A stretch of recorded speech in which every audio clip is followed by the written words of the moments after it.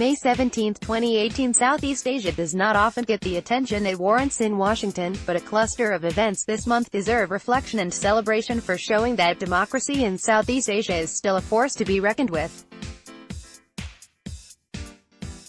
Namely, 2 elections in May bucked a growing authoritarian trend in Asia, with strong electoral processes resulting in new governments to reinvigorate their countries. In Malaysia, a shock election outcome on May 9 saw the country peacefully transfer power for the first time ever. It is hard to overstate just how important this election was. The election of new Malaysian Prime Minister Mahathir Mohamad's Pakatan Harapan (PH) coalition trounced the incumbent Barisan Nasional (BN) coalition and broke their 60-year control of government. In his current term, 92-year-old Mohamad is Malaysia's 7th Prime Minister. However, he had also held the office as Malaysia's 4th Prime Minister, from 1981 to 2003. Although the return of a politician who had previously been Prime Minister for over 2 decades does not immediately seem like the start of a new era, it must be taken in context.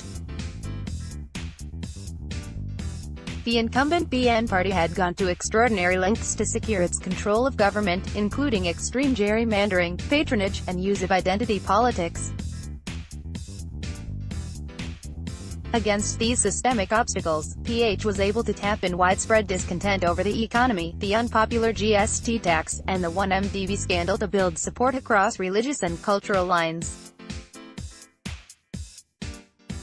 Already, it appears that those members of the past administration who were involved in a huge corruption scandal will be held accountable. On May 11, Mohamad's predecessor, former Malaysian Prime Minister Najib Razak, was stopped from boarding a plane to Jakarta due to his alleged redirecting of public funds to his personal accounts. In addition, Mohamad has also released from prison and pardoned prominent politician and former ally-turned-rival, Anwar Ibrahim, after he was jailed over dubious charges. Ibrahim is now free to participate in politics again and is expected to take over power from Prime Minister Mohamad in the future. On May 12, Timor-Leste, already considered the most democratic country in Southeast Asia, went to the polls to clear a political impasse stemming from last year's parliamentary election. From that election, the 2 major parties gained almost identical electoral share, requiring the formation of a coalition to form the government. After one of the smaller parties switched from the government coalition to the opposition, Frelimo found itself in the position of a minority government and unable to enact its parliamentary agenda. Former President, Prime Minister, and independence hero Sanana Gusmao took his party's narrow electoral loss last year as a sign from the electorate for the need for change. Gusmao formed a coalition with 2 smaller parties that drove them toward a clear electoral majority and therefore a mandate to govern, paving the way for an empowered incoming government. It is likely that Gusmao's recent success leading the negotiations of a permanent maritime boundary with Australia no doubt also boosted his electoral support. This result is good news in and of itself, but there are several reasons to be particularly encouraged by this election. Like many parliamentary democracies, if a party does not win an outright electoral majority in parliament, then the largest minority winner can be asked by the president to form a coalition government. However, without a majority, it can be difficult to pass legislation. Under Timor-Leste's constitution, if the budget fails to pass twice, the president can call a new election. Therefore, while the political impasse was unfortunate, this election reflects a maturing of a political system that adhered to still developing political processes. Despite an isolated and widely condemned incident, the heated campaigns were mostly free of violence and assessed as free and fair by independent observers. The staff of Timor-Leste's election management bodies were praised for their efforts to maintain election integrity, despite stretched resources. Moreover, this election addressed two key concerns about the Timorese political system. Prior to last year's election, the two parties ruled cooperatively in consensus politics approach. This meant there was not an effective opposition to enforce checks and balances on the government. Despite gaining more votes than the last election, and retaining the same number of parliamentary seats, the Fredilan party has lost its grip on government and has become the opposition. However, the party retains control of the presidency under Francisco Guterres. Therefore, the biggest question going forward is whether Fredilan can play a constructive counterbalance to the ruling coalition, or whether it will simply seek to oppose or block all government efforts for the sake of undermining them.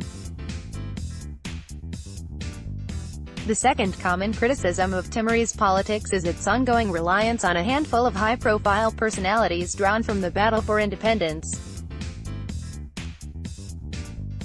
The likely return of Xanana Gusmao as Prime Minister will not address this in the short term, but he has precedent of handing over power to new voices when he deems the country ready for it. Moreover, his ruling coalition contains the Junto Party, which is focused on the issues and interests of the exploding population of young Timorese.